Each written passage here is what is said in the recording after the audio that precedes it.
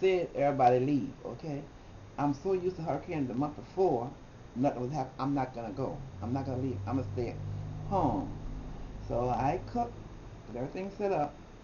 Then the whole neighborhood started leaving. I decided to leave, go to the bank to get money. Couldn't. Everything closed down. We couldn't get a room. We couldn't get out because we couldn't get no gas nowhere. So we stayed at the hotel on the fifth floor, Canal in Claiborne, with some relatives. Hurricane, all the lights went out about midnight. All the lights went out. The water started running. Everything, the water must have been turned off. Nothing was working.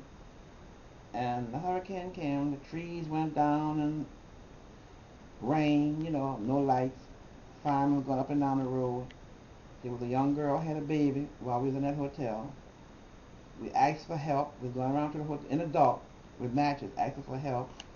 We asked a fireman to take her to the hospital. He said he couldn't. For us to take her to the hospital. Hospitals couldn't get out the hotel.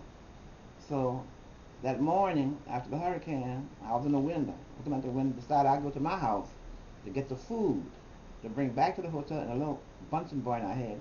We stayed in the hotel for the weekend with my cousins because they couldn't go to Ninth Ward where they live at. They didn't have no utilities. I heard this big boom, boom. I thought it was a project was blowing up. I get in my car, go 3 blocks towards the lake, and seen the water coming.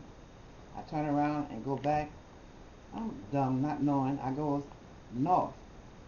Water coming that way. I goes to the river and turn on Rampart Street to go around. And when I got to Esplanade and Rampart, there was concrete blocks blocking that the water could not go in the French quarters. It was clean across the street, and the policeman told me you can't go no further. So I had to go back. And by the time I got back to Canal Street, I had to jump up my car and run into the hotel. As the last I seen in my car. I didn't see my car no more.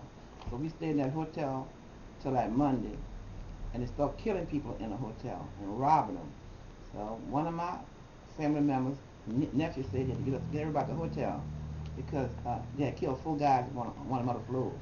Because the gang had stayed, they was taking over New Orleans. So they got us out there. We got in the bottom of the hotel. The water was halfway up the stairs. They put us in boats inside the hotel, skiffs, and the men pushed us out, pushed us to the neutral ground, to a freeway. We paid a man $40 to take us to the convention center. That's what the man charged us. And I sat on the back of a tailgate. My crippled cousin sat on the back of the tailgate. Her husband, if the tailgate would have broke, we'd have been dead. But we took a chance. So we stayed at the convention center from that Monday to that Sunday. No food, no water, no toilet. Just sitting up there, watching people die all around us. As a man was dead when I got there. When we left, he was still in a wheelchair dead. And I'm seeing babies dead. I seen a young girl in a pushcart dead.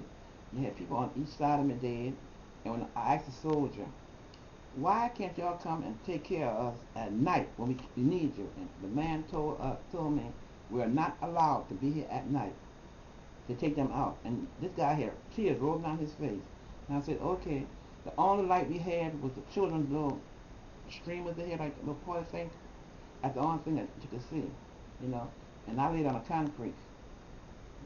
Nothing lay on. That's the only thing. I got sleep. I lay on the concrete. And there was guys, they said people were stealing. Yeah, they was going in the hotels and stuff, breaking these refrigerators open, getting food out, cooking because they had gas. They would cook this meat, but I wouldn't dare eat it because I didn't want, their hands was filthy. They couldn't wash their hands. And people was eating that food because they was hungry, And they had some guys broke in a drugstore and got milk and stuff for babies, but there was no water. So they had to find, do things for babies and stuff. And then they tied us down like cattle in the doggone big army plane. Set us on the floor, tied us across our waist, and they took me to Arkansas. And when I got there, it looked like I was in the land of Eden. Oh, I was so happy. But then they said, okay, we're going to go ahead and put you in a family shelter. And there was 36 of us in one. I couldn't stay there. So I got back to the front and asked that man, how can I get to a bus station so somebody could come and get me? My granddaughter from Tennessee. 5 hours she drove down to pick me up. I got out there. I got out of there. But New Orleans, they didn't treat us right. They didn't treat us right at all. And it's still, where I live at, look like the hurricane just hit. Still yet. Till today, this is with 2010, it looked like the hurricane just hits from where I live at. Mm-hmm. So all I can say is, you don't have to live down in New Orleans, God knows, don't live there.